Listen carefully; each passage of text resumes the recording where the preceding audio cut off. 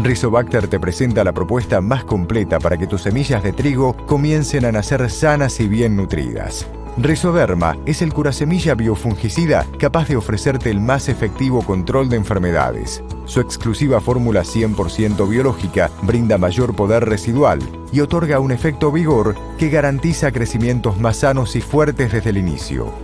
Microstar es el fertilizante microgranulado que te asegura una nutrición eficiente y balanceada. Sus microgránulos se ubican en la línea de siembra junto a las semillas, favoreciendo la rápida disponibilidad y absorción de los nutrientes, fundamentales para una homogénea y vigorosa emergencia.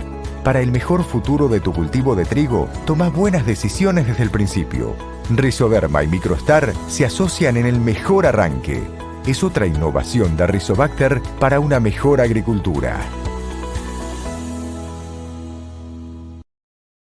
Muchas gracias, Creasura de Santa Fe, muchas gracias, muy buena la exposición anterior. Y la idea es contar brevemente el efecto y el impacto de la arveja como cultivo invernal alternativo al trigo en la región sur de Santa Fe. ¿Por qué hacemos legumbres o arvejas? Vemos que es una alternativa diferente a los cultivos tradicionales, básicamente trigo y cebada, que son los que mayor cantidad de área tienen en zona sur de Santa Fe. No nos compiten con área, con esos dos cultivos tradicionales, sino que intensifican las rotaciones y creemos que es el gran punto beneficioso de la intensificación con legumbres en la rotación. El segundo punto es que se adapta extremadamente muy bien a nuestras rotaciones, muy buenos resultados tanto de maíz como de soja de segunda sobre arveja, muy buenos resultados productivos y económicos. En tercer lugar, tiene mucho menos requerimiento hídrico un cultivo de arveja que una gramínea como un trigo con una cebada, con lo cual la producción de grano por milímetro termina siendo superior. Hablamos de un consumo entre 300 a 350 milímetros de agua y el segundo metro nos queda prácticamente lleno, con lo cual nuestra caja de ahorro, que siempre decimos que es nuestro segundo metro, lo tenemos cargado. Es un antecesor extremadamente favorable, ya metiéndonos un poco más en la rotación, no solo en el cultivo que le sigue, como la soja o el maíz, sino el trigo siguiente, por ejemplo. Estamos viendo resultados que tenemos un carry de productividad en los lotes que tuvieron arveja en el invierno anterior. Que ese carry puede llegar a ser nitrógeno, no lo tenemos estudiado, pero creemos que puede llegar a ser algo de nitrógeno anaeróbico o nitrógeno orgánico dando vueltas.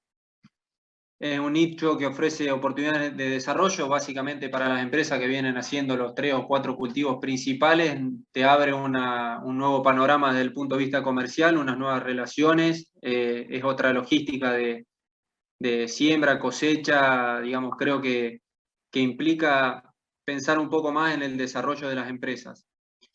El otro punto con respecto a costos, no es un cultivo barato, pero desde el punto de vista de una rotación armada en una secuencia de cultivos, vemos que a margen cero, es decir, pagando el 40% al alquiler, como analizamos los datos que los cultivos inviernos pagan el 40%, tanto trigo, cebada o arveja, con un margen cero, el cultivo de gruesa que sigue, la verdad que es extremadamente bueno y nos termina aportando mucho margen en la rotación.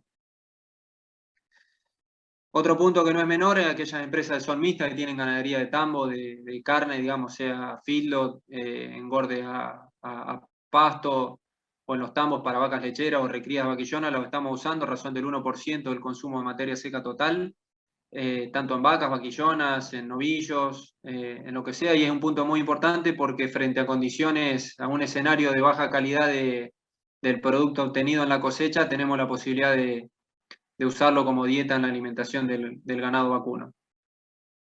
Esta es la evolución de la superficie, estos son datos del Ministerio de Agricultura y Ganadería, del 2015 hasta 2021, el rendimiento promedio de arveja la campaña pasada rondó los 23 quintales y la superficie del 2015-2016 venía a la baja y a partir de la campaña 18-19 está llegando, están hablando que la campaña 21-22 cerró casi en 100.000 hectáreas de arveja, de las cuales el 75% de esa producción de arvejas se produce en Buenos Aires y el 19% en Santa Fe. Entre Ríos produce un 5% y otras provincias el 1%, como para tener un marco de lo que es la producción de arveja en la Argentina. En lo que respecta a productividad, estos son datos del CREA Las Petacas, donde se compara lo que es la evolución de producción de trigo, productividad de trigo en quintales por hectárea, en color celeste, y en color verde, lo que es la productividad de arveja, con una diferencia marcada, casi una relación 2.2 a 1 de lo que es quintales de trigo versus arveja, y como copiando el escenario agroclimático que desarrolla el trigo, la productividad del trigo copia la productividad de arveja, o al revés, digamos. El promedio del trigo en el CREA es de 36 quintales y el de arveja es de 22.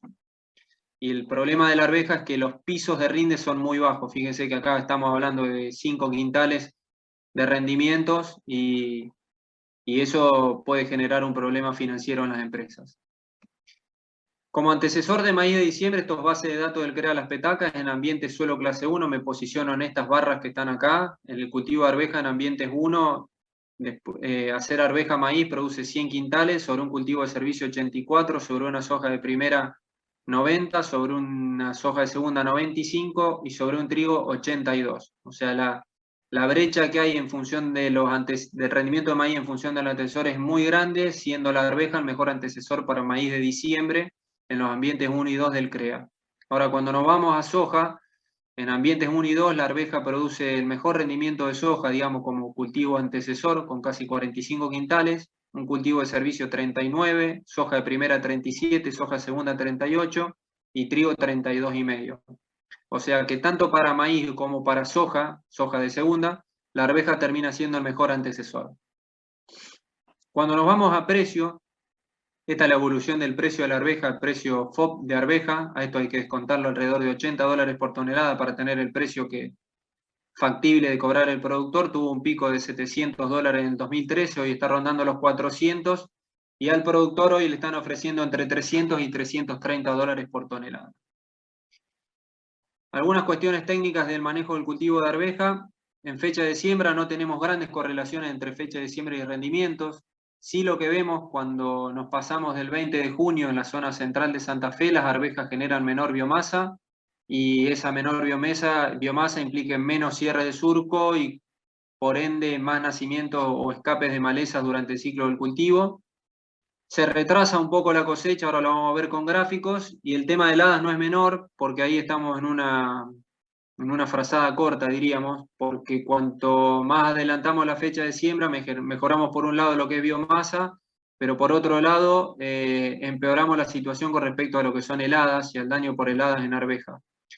Entonces ahí hay que encontrar un equilibrio en lo que es fecha de siembra, que para nosotros ronda el 10-15 de junio, un poco más al sur están sembrando un poco más tarde, alrededor del 1 de julio, para evitar ese riesgo de daños por heladas. Esta foto que se ve acá abajo, una arveja estaba en 10 nudos con grave daño de helada. Con respecto a herbicidas, no tenemos mucho tampoco. De los 3 productos más usados de herbicidas residuales tenemos diflufenicán, imazetapir y metribuzin. Son los más usados. Diría que el 80% de la arveja que se hace es con imazetapir y algunos lotes con diflufenicán y metribuzin.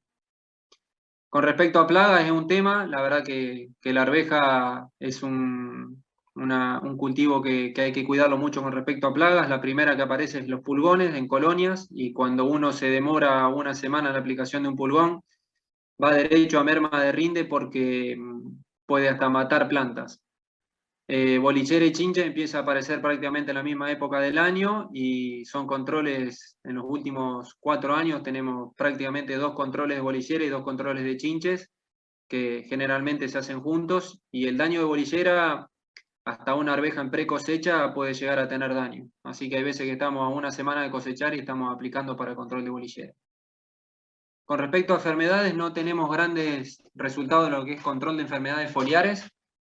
Generalmente usamos los mismos fungicidas que usamos en soja, con el 80% de las dosis recomendadas en soja, lo usamos en arveja.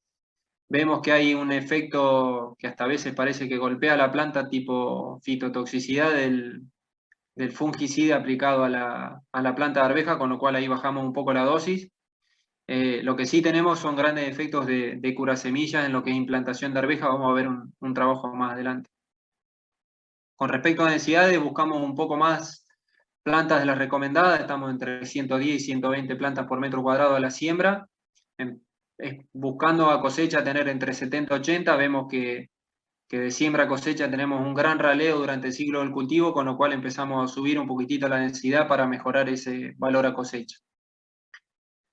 Con respecto a variedades, creo que es el eje de la arveja. Estamos sembrando una arveja que tiene muchísimos años en el mercado. El 70% de la arveja que sembramos es una arveja Viper, una arveja verde primaveral que hace muchos años que está en el mercado.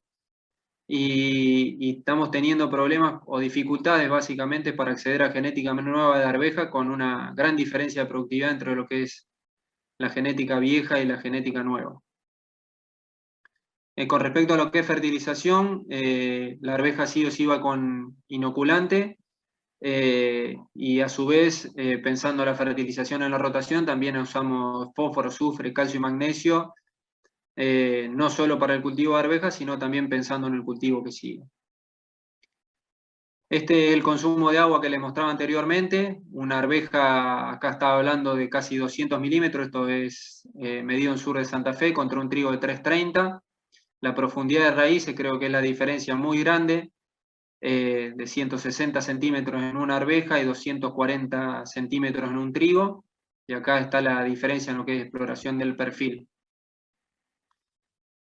Un tema no menor en arveja es lo que es física de suelo. En los lotes que tienen cierto grado de compactación se pueden observar estas imágenes, estos rodales que están amarillos o estas plantas que se empiezan a morir de abajo para arriba, y se observan estos síntomas, digamos, una parte, fíjense lo que es la arveja sin compactación y una arveja con bloques compactados totalmente con una densidad extremadamente elevada. La arveja no puede pasar, tiene unas raíces que no tienen una capacidad de penetración y de romper esas capas duras, y si no hay oferta hídrica de lluvia, la arveja se termina secando por esos manchones. Con lo cual la elección del lote donde se siembra arveja tiene que ser un lote con muy buen drenaje y un lote con una muy buena capacidad de infiltración de agua y con pocos problemas de compactación. Esto es lo que les mencionaba anteriormente, en lo que respecta a fechas de siembra y rendimientos. No tenemos ninguna correlación entre lo que es fecha de siembra y rendimientos, pero cuando nos vamos a fecha de siembra en el eje X, fecha de cosecha en el eje Y, fíjense que a medida que se retrasa la fecha de siembra, se retrasa la fecha de cosecha, y eso en algunas zonas puede ser muy importante, básicamente por el rendimiento esperado en soja de segunda. Soja de segunda, generalmente a partir del 20 de noviembre, por lo menos que es zona central de Santa Fe, los rendimientos potenciales de soja empiezan a caer. Con lo cual, poder liberar el lote un poco antes, por ejemplo, con respecto a un trigo, nos implica tener más potencial en soja de segunda. Con respecto a las densidades, este es un trabajo de Gabriel Prieto, que es el especialista número 1 en arveja de Argentina, digamos. Gabriel tenía este trabajo donde tenía 3 variedades, Facón, Meadow y Reucite, que están sembradas las 3 variedades en 3 densidades diferentes, unas densidades que le llamaba alta, media y baja. Fíjense que lo que es Facón, con una densidad media, o sea, de 122 plantas por metro cuadrado, maximiza rendimiento. Cuando te vas a baja o alta densidad, merma el rendimiento. En lo que es Meadow, en realidad cuanto más densidad más rinde. El tema que la densidad más alta era 98, que era la cantidad de plantas en realidad recomendada. O sea, fíjense, cuando uno se cae de densidad, cuando te vas a 70 o en este caso 36 plantas por metro cuadrado, hay una penalidad en rendimiento por falta de plantas, ¿no? Y en lo que respecta a Reucite, en lo que es alta y media densidad, prácticamente sin diferencia, y sí hay diferencia en baja densidad con 30 plantas por metro cuadrado. Para lograr esas densidades son muy importantes lo que es curar semillas, este es un ensayo también de Gabriel, con un testigo, una semilla sin curar, se lograron casi 15 plantas por metro cuadrado, y como nos vamos a la misma densidad, pero nada más que curado, se logran las 25 plantas por metro cuadrado. Y acá fíjense cómo empiezan a mermar desde el 3 de agosto hasta el 8 de noviembre, cómo caen las cantidades de plantas hacia cosecha. Con lo cual el cura semillas, generalmente los que tienen Metalaxid son los recomendados para el curado de semillas en arveja para lo que es enfermedades básicamente de raíz. Estos son unas franjas exploratorias que teníamos en Galvez, son ensayos de boro foliar, con respuestas entre 200 y 150 kilos. La arveja ahí puede que pase tener heladas medianamente tardías con arvejas florecidas, y en esos momentos estas aplicaciones de boro ayudan mucho a la que es retención de flores. Esta es la red del año pasado del INTA, donde hubo 2 sitios donde hubo arvejas invernales, una de las cuales Aviron, que es una arveja que estamos sembrando también, una arveja invernal con mayor tolerancia fría que las primaverales. Son siembras que nosotros hacemos en nuestra zona del 15-20 de mayo, y en el cuadro de abajo están todas las variedades primaverales, tanto verdes como amarillas. Acá está aclarado el tipo de arveja que es, y los potenciales de rendimiento. Nosotros estamos sembrando esta arveja, que es una arveja verde, con un promedio de 24 quintales, cuando la mejor arveja verde está con 29 quintales. Si bien hay interacción genotipo-ambiente, hay una diferencia de 500 kilos en arveja que, si bien esta es la red del año pasado, lo venimos viendo a través de todas las campañas. Cuando miramos los márgenes comparados de un trigo y una arveja, desde el 2008 hasta el 2022, en el CREA La Petaca, estos son márgenes sin alquiler y sin costos fijos, vemos dos cosas, digamos, varias cosas, digamos, dos de las cuales, una es que el trigo tiene una variabilidad de margen mucho menor que la variabilidad de margen que tiene la arveja. El promedio de margen es mayor en trigo que en arveja. Hemos tenido márgenes negativos en arveja y hemos tenido márgenes extremadamente buenos los primeros años, cuando hemos tenido rendimiento de arveja de 36 hasta 40 quintales y pegamos precios de casi $400, fueron los márgenes casi de $800. La arveja, en lo que es economía, no tiene la misma estabilidad que tiene el cultivo de trigo, por lo menos en el CREA Las Petacas. Pensando en los costos de la campaña 2022-2023, con un alquiler de 14 quintales, de los cuales son asignados el 40% tanto al trigo como a la arveja, y $120 de costos fijos, también asignados de la misma forma, estamos viendo que tenemos el total de gastos en trigo sería de casi $1.080 contra una arveja de 7.42, un trigo de 36 quintales a 2.65 y una arveja de 20 quintales a 300. Fíjense los puntos de indiferencia que nos estarían dando los dos cultivos. El RIN de indiferencia en trigo es 30 quintales, el de arveja 16. Cuando le ponemos el alquiler al trigo nos vamos a 41,5 y en arveja nos vamos a 30. Margen bruto sin alquiler de trigo, $118, prácticamente el mismo que el de la arveja. Y lo que es margen con alquiler, también prácticamente el mismo margen.